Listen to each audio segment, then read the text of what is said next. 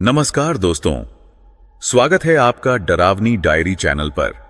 आज हम आपको सुनाने जा रहे हैं चार दोस्तों की एक ऐसी कहानी जो रोमांच की तलाश में निकल पड़ते हैं, लेकिन पहुंच जाते हैं एक ऐसी हवेली में जहां डर और रहस्य हर कोने में दुबके हैं।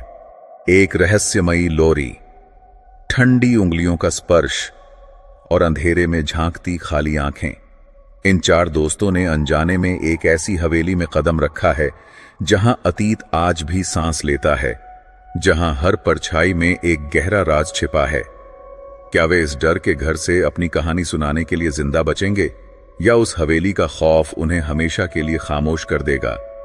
इस रोंगटे खड़े कर देने वाली कहानी को पूरा सुनने के लिए जुड़े रहिए हमारे साथ।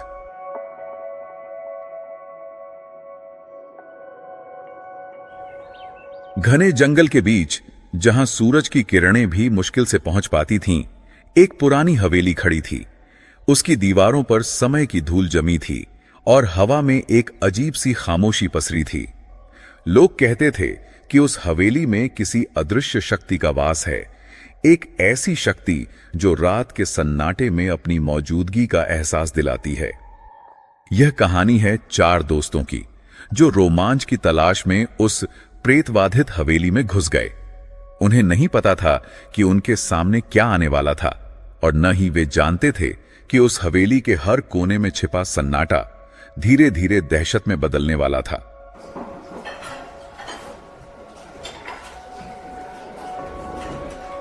हे सैम, एक कप कॉफी ले आना पड़ो। यार मुझे कुछ कमाल का मिला है, पता है? अपने शहर से थोड़ी दूर एक पुरानी हवेली है जिसके बारे में कहा जाता है कि वो प्रेतवादित है। प्रेतवादित? क्या मजाक कर रहा है तू और तेरी ये भूतिया कहानियां? भूतिया कहानियां तो अच्छी होती हैं राहुल, पर क्या वाकई कोई हवेली प्रेतवादित हो सकती है? मैंने तो सिर्फ किताबों में पढ़ा है। मैंने भी सुना है उसके बारे में। लोग कहते हैं कि वहाँ अजीबोगरीब आवाजें आती हैं और रात में कोई दिखाई देता है, पर मुझे लगता है ये सब अफवाहें हैं। अफवाहें हैं या नहीं पता चल जाएगा। मेरा प्लान है कि इस वीकेंड पर हम सब वहां चलें, रात में, जाहिर है। नहीं नहीं नहीं, क्या कहा तूने? रात में? अमित, तू पागल हो गया है क्या? अगर सच में कुछ हुआ तो मुझे इन सब चीजों से डर लगता है। अरे राहुल, थोड़ा रोमांच भी जरूरी है जिंदगी में। सोचो कितनी मजेदार स्टोरी बन सकती है इस पर। हम खुद अपनी आंखों से देखेंगे कि क्या सच है और क्या झूठ। पर अगर सच में कुछ हुआ तो मेरे नानी तो कहती हैं कि ऐसी जगहों से दूर रहना चाहिए। नेहा, तू भी ना। हम सब साथ होंगे, कुछ नहीं होगा। हम सिर्फ देखने जाएंगे, कोई भूत पकड़ने नहीं। ये तो हमारी दोस्ती का एक मजेदार एडवेंचर होगा। फिर भी मुझे डर लग रहा है। राहुल, तू इतना डरपोक कब से हो गया? याद है जब हम बचपन में वो पुरानी इमारत देखने गए थे, तब तो तू सबसे आगे था। वो तो बचपन की बात थी। तो तय रहा, इस शनिवार रात को हम सब प्रेतवादित हवेली के लिए निकलेंगे। एडवेंचर के लिए तैयार हो जाओ। ठीक है, पर अगर मुझे डर लगा तो मैं वापस आ जाऊंगी। शनिवार की रात थी। चांद बादलों में छिपा था और सड़क पर सन्नाटा पसरा था। अमित कार चला रहा था। उसके बगल में राहुल बैठा था, जो बार बार खिड़की से बाहर घने जंगल को देख रहा था। पीछे प्रिया और नेहा थीं, जो अपनी अपनी सोच में डूबी हुई थीं। जैसे जैसे वे हवेली के करीब पहुंच रहे थे, हवा में एक अजीब सी ठंडक घुलने लगी थी, जो केवल मौसम की ठंडक नहीं थी। अमित, कितना दूर है अभी? मुझे लगता है हम गलत रास्ते पर आ गए हैं। यहाँ इतनी झाड़ियां क्यों हैं? बस पहुंचने ही वाले हैं। मैप के हिसाब से यहीं कहीं होनी चाहिए हवेली। मुझे एक कच्चा रास्ता दिख रहा है। ये जंगल कुछ ज्यादा ही घना नहीं है? ऐसा लग रहा है जैसे पेड़ों की डालियां हमें अंदर खींच रही हैं। मुझे ठंड लग रही है, क्या एसी बंद कर दें? मैंने तो बंद कर रखा है नेहा। ये शायद जंगल की ठंडक है। जैसे जैसे वे आगे बढ़ते गए, पेड़ों की परछाइयां और भी डरावनी होती गईं। अचानक कार एक झटके के साथ रुकी। क्या हुआ? कार क्यों रोक दी? लगता है टायर पंक्चर हो गया। यहीं कहीं हवेली होनी चाहिए थी। हे भगवान, अब क्या करे? यहाँ आसपास तो कोई नहीं है। मुझे अब सच में डर लग रहा है। हम पैदल नहीं जा सकते। उन्होंने कार से उतरकर टॉर्च जलाई। जैसे ही रोशनी फैली, उनकी आंखें एक विशाल खंडहर हो चुकी हवेली पर पड़ीं, जो पेड़ों की आड़ में छिपी हुई थी। हवेली की खिड़कियां टूटी हुई थीं और उसकी छत पर उगने वाली बेलें उसे और भी डरावना बना रही थीं। हवेली के मुख्य दरवाजे के पास एक पुराना सूखा हुआ कुआं था, जिसके चारों ओर अजीब से पौधे उगे हुए थे। तो ये है वो प्रेतबाधित हवेली। राहुल देख, मैंने कहा था ना कि हम पहुंच जाएंगे। ये तो मेरी कल्पना से भी ज्यादा डरावनी है। मुझे लगता है हमें वापस चले जाना चाहिए। हम यहाँ सुरक्षित नहीं हैं। अरे राहुल, अब तो आ गए हैं, अब तो देखेंगे ही। ये तो और भी रोमांचक हो गया है। मेरा दिल बहुत तेजी से धड़क रहा है। क्या हम सिर्फ गेट तक जाकर वापस नहीं जा सकते? नेहा, इतनी दूर आकर सिर्फ गेट तक? चलो अंदर चलते हैं, कम से कम कुछ तस्वीरें तो लेनी है।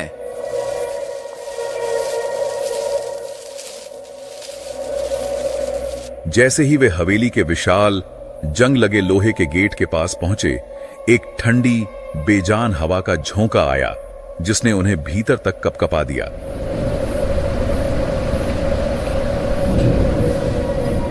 गेट पर बनी नक्काशी में उन्हें अजीबोगरीब आकृतियां दिखाई दीं, जो अंधेरे में और भी विकराल लग रही थीं।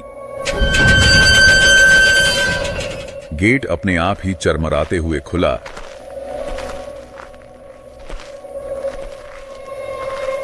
वाह, अंदर से तो और भी डरावनी लग रही है।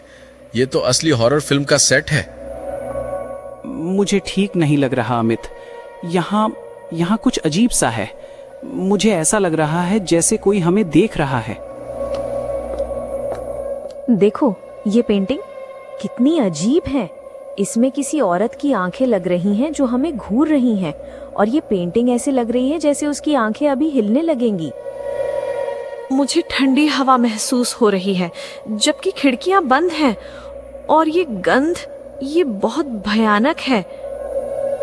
अचानक उनके पीछे एक जोरदार धड़ाम की आवाज आई।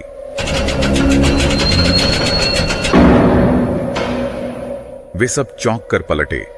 मुख्य दरवाजा, जो अपने आप खुला था, अब जोर से बंद हो गया था, मानो किसी ने उसे धक्का दिया हो।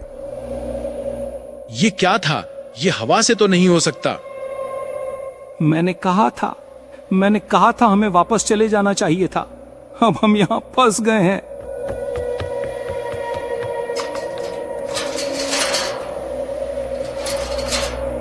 उफ, ये अटक गया है, ये खुल नहीं रहा।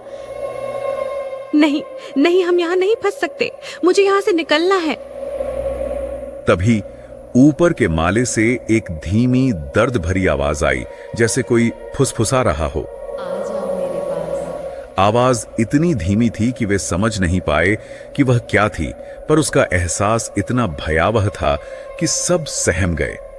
ऐसा लगा जैसे कोई बहुत पुराने जमाने में बोल रहा हो, पर उसकी आवाज आज भी गूंज रही थी, और उसकी गूंज उनके कानों में घुसकर उनके दिमाग को भेद रही थी। चलो देखते हैं ऊपर क्या है। शायद कोई चूहा होगा। नहीं, मुझे नहीं जाना। प्लीज अमित, वापस चलते हैं। ये चूहे की आवाज नहीं थी, ये किसी औरत की आवाज थी। राहुल, हिम्मत रखो, शायद सिर्फ हमारी कल्पना है। जानवर नहीं, ये कुछ और है। मुझे लग रहा है जैसे कोई हमारे साथ ऊपर चल रहा है, लेकिन दिखाई नहीं दे रहा। वे धीरे धीरे सीढ़ियां चढ़ने लगे।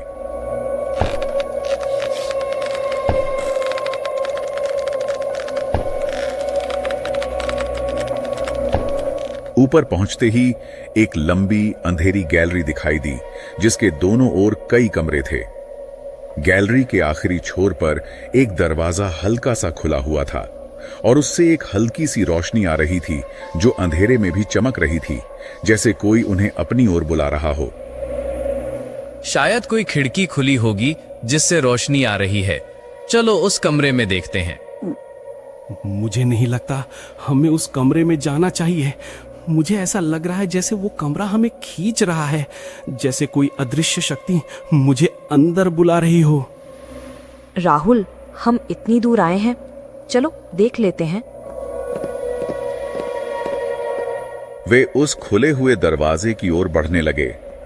जैसे जैसे वे करीब पहुंचे, रोशनी तेज होती गई और उस कमरे से एक अजीब सी ठंडी हवा बाहर निकलने लगी जो उनके रोंगटे खड़े कर रही थी।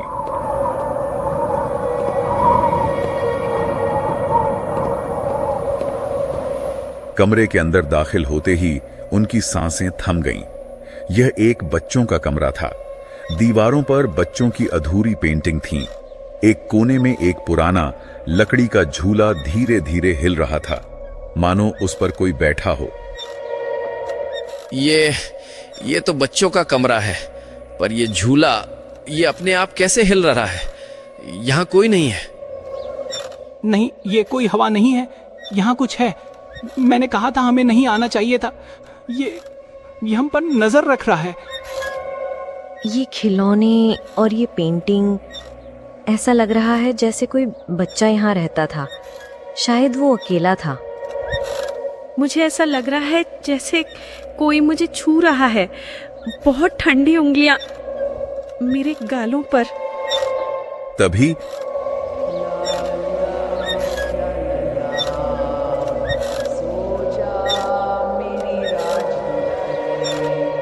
सो जा, सो जा। ये कौन गा रहा है? कोई है वहां? बाहर आओ। नहीं, हमें यहाँ से निकलना है। ये आवाज, ये बहुत डरावनी है। ये हमें बुला रही है। मुझे एक छोटी लड़की दिख रही है, अलमारी के पास। वो मुझे देख रही है। उसकी आंखें खाली हैं। जैसे ही नेहा ने यह कहा, अलमारी का दरवाजा धीरे धीरे चरमराते हुए खुला। अंदर कुछ नहीं दिखा, सिर्फ घना अंधेरा। पर उस अंधेरे से एक ठंडी सड़ी हुई बदबू बाहर निकली, इतनी तेज कि उन्हें सांस लेना मुश्किल हो गया, जैसे कोई सड़ी हुई लाश उनके सामने हो। और उसी पल झूले की हिलने की गति अचानक तेज हो गई, जैसे उस पर कोई अचानक जोर जोर से झूलने लगा हो, और उससे एक भयानक चरमराने की आवाज आने लगी। अरे नहीं, ये सब क्या हो रहा है? अरे नहीं, भागो, जल्दी भागो यहाँ से। यह हमें मार डालेगी। ये हमारी जान ले लेगी। नेहा, उठो, हमें चलना है। हमें यहाँ से जिंदा निकलना है। वो आ रही है। वो मुझे ले जाएगी। उसने मेरा नाम लिया। कमरे में अचानक तापमान बहुत कम हो गया, इतना कि उनके मुंह से भाप निकलने लगी। उन्हें महसूस हुआ जैसे किसी अदृश्य शक्ति ने उन्हें जकड़ लिया हो। हवा में एक भयानक ऊर्जा घुल गई थी और उन्हें लगा कि वे अब एक ऐसे जाल में फंस गए हैं जहां से निकलना नामुमकिन है। उस अलमारी के अंधेरे से एक काली परछाई उभरने लगी जो धीरे धीरे आकार ले रही थी। उसकी आंखें नहीं थीं, बस दो खाली गहरे गड्ढे थे जो उन्हें घूर रहे थे, और उन गड्ढों से एक भयानक ठंडी रोशनी निकल रही थी। जैसे ही वह काली परछाई अलमारी से बाहर निकली, कमरे की रोशनी मध्यम पड़ गई। हवेली के हर कोने से डरावनी आवाजें आने लगीं, बच्चों के रोने की, जंजीरें घिसटने की, और एक औरत के दर्द भरी हंसी की जो हवा में गूंज रही थी। दहशत का एक भयानक साया उन पर मंडरा रहा था जो उनकी हर सांस के साथ और गहरा होता जा रहा था। वो हमारी तरफ आ रही है। राहुल, राहुल, क्या हुआ? नहीं, छोड़ो उसे। उसके बाल दिख रहे हैं। वो मुझे घूर रही है। वो मेरा इंतजार कर रही है। बचाओ, बचाओ मुझे। राहुल को अदृश्य शक्ति खींचती हुई धीरे धीरे अलमारी के अंधेरे की ओर ले जा रही थी। वह अपने पैरों को जमीन पर रगड़ता जा रहा था, पर घसीटे जाने की आवाज सन्नाटे में भयावह रूप ले रही थी, जैसे कोई भारी चीज घिसट रही हो। राहुल के मुंह से दर्द भरी चीखें निकल रही थीं। तभी प्रिया ने अपनी पूरी ताकत झोंक दी और राहुल को अपनी ओर खींचा। उसकी हथेली में एक तीखा दर्द हुआ, जैसे किसी नुकीली चीज ने उसे काटा हो। उस अदृश्य शक्ति की पकड़ ढीली पड़ गई और राहुल जमीन पर धड़ाम से गिरा। मेरी टॉर्च ये कैसे बुझ गई? ये हमें फंसा रही है। मुझे कुछ महसूस हुआ, किसी ने मेरे कंधे को छुआ। बहुत ठंडे हाथ, जैसे बर्फ हो। मेरे बाल खींच रहा है कोई, वो मेरे बहुत करीब है। मेरा हाथ कट गया, यहाँ खून निकल रहा है।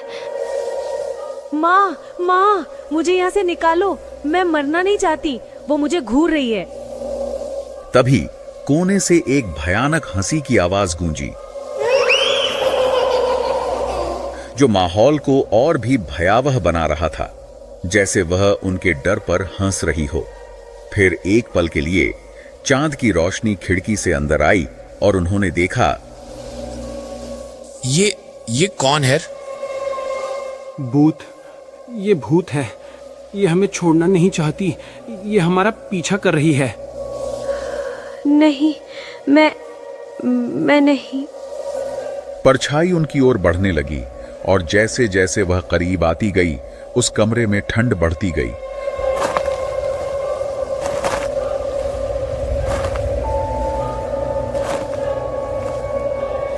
उनका दिल तेजी से धड़क रहा था, मानो सीने से बाहर निकल जाएगा।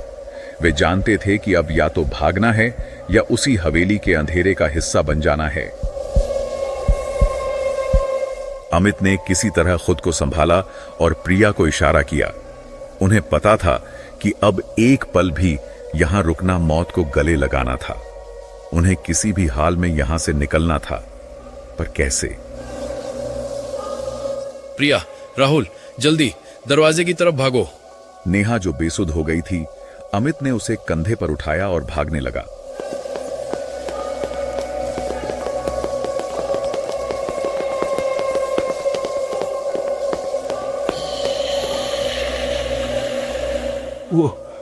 वो मेरे पीछे है। मैं उसकी सांसें सुन सकता हूं। वो मुझे खींच रही है। ये दरवाजा खुल क्यों नहीं रहा है? हमें कोई और रास्ता ढूंढना होगा, वरना ये हमें मार डालेगी। वे सब किसी तरह कमरे से बाहर निकले और उसी अंधेरी गैलरी में भागे जहां से वे आए थे। लेकिन गैलरी में अब पहले से ज्यादा ठंडक थी और हवा में सड़ी हुई गंध और भी तेज हो गई थी। उनकी टॉर्च की रोशनी बार बार झिलमिला रही थी, जिससे अंधेरा और भी डरावना लग रहा था। तुम बच नहीं पाओगे, तुम मेरे हो।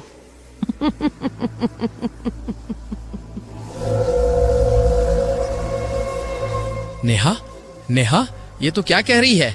ये तेरी आवाज को क्या हो गया? वो हमारे साथ आ रही है, हमें दिख नहीं रही, पर वो है। मैं उसे महसूस कर सकता हूँ।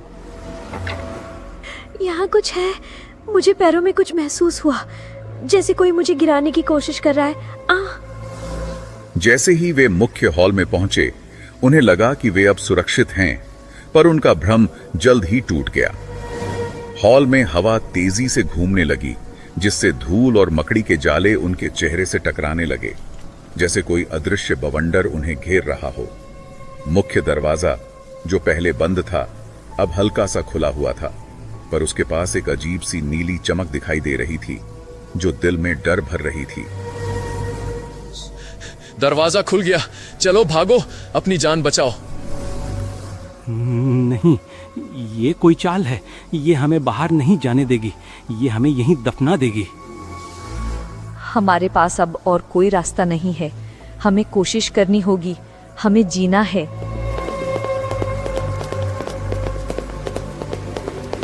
जैसे ही अमित ने दरवाजे की ओर हाथ बढ़ाया, नीली चमक और तेज हो गई और दरवाजे के फ्रेम पर बनी काली घुमावदार आकृतियां हिलने लगीं, जैसे वे सांस ले रही हों।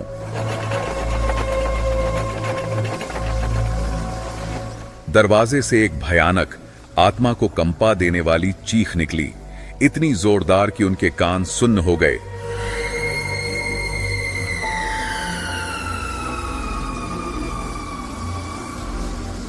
चीख के साथ ही हवेली के अंदर का तापमान शून्य से भी नीचे चला गया और उन्हें लगा जैसे उनके शरीर से जान खींची जा रही हो। उस भयानक चीख ने उन्हें भीतर तक हिला दिया था। वे अपनी पूरी ताकत से दरवाजे से बाहर की ओर भागे।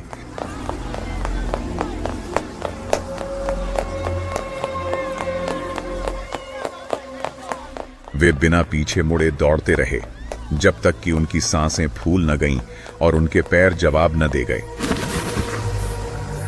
हाँ, हमने कर लिया, हम बच गए। मैं कभी यहां वापस नहीं आऊंगा, कभी नहीं। ये सपना नहीं था, ये सच था। मेरे हाथ पर अभी भी उसका निशान है, मैं उसे महसूस कर सकती हूँ। उसकी आंखें, मैंने उसकी आंखें देखी। वो मुझे अपने साथ ले जाना चाहती थी। वो अभी भी यहीं है। उन्होंने दूर खड़ी हवेली की ओर देखा। अंधेरे में हवेली का विशाल ढांचा और भी भयानक लग रहा था। तभी हवेली के मुख्य दरवाजे पर उन्हें एक धुंधली काली परछाई खड़ी दिखाई दी। वह परछाई उन्हें घूर रही थी। उसके खाली गहरे गड्ढे वाली आंखें उन्हें देख रही थीं, मानो वह उन्हें एक आखिरी चेतावनी दे रही हो, या शायद एक वादा। एक क्षण के लिए उन्हें लगा कि वह परछाई मुस्कुरा रही है और उसकी मुस्कुराहट में एक भयानक, अनकहा रहस्य छिपा था। उस रात के बाद उन चारों की जिंदगी बदल गई। उन्होंने कभी उस हवेली का नाम तक नहीं लिया, लेकिन रात के अंधेरे में जब वे अकेले होते थे, उन्हें आज भी उस भयानक हंसी, उन ठंडी आंखों और उस अदृश्य हाथ का एहसास होता था। उस प्रेत बाधित हवेली का रहस्य हमेशा के लिए उनके साथ जुड़ गया था। एक ऐसी डरावनी याद जो उन्हें कभी नहीं छोड़ेगी और जो उन्हें हर रात जगाकर यह पूछती है, क्या तुम सच में बच पाए हो या उस हवेली ने तुम्हें हमेशा के लिए अपना बना लिया है।